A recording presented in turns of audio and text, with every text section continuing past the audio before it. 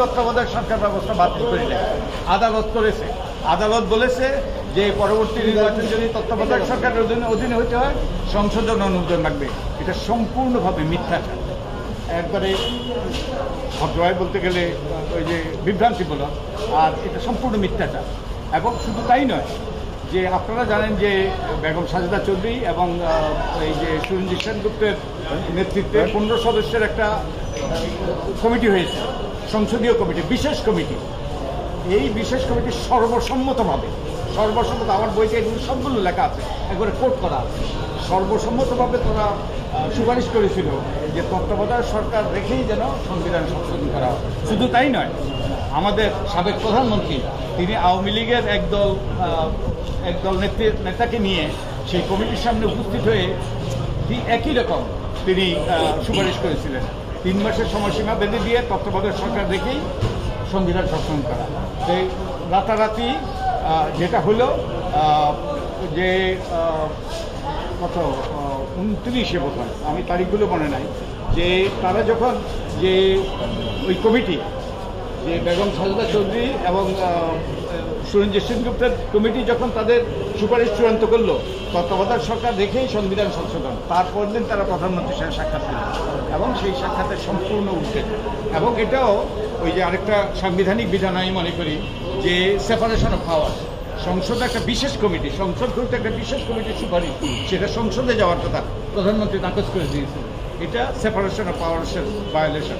আরেকটা ভায়োলেশন ছিল যে আমাদের সংবিধানের 142 অনুচ্ছেদে ছিল গণভোট করার বিধান, কিন্তু গণভোট না করেই এটা পাশ করা, পঞ্চদশ সংসদে পাশ করা হয়েছে সম্পূর্ণ জালিয়াতির মাধ্যমে, সংবিধান লঙ্ঘন করে, এই যে বিরাট বিভ্রান্তি সৃষ্টি করে স্বেচ্ছাচারীদের ভিত্তিতে পঞ্চদশ সংসদে পাশ করা হয়। এবং এটা বাতিল হওয়া দরকার, এবং যার ফলে এই রকম যেন আর না হয়।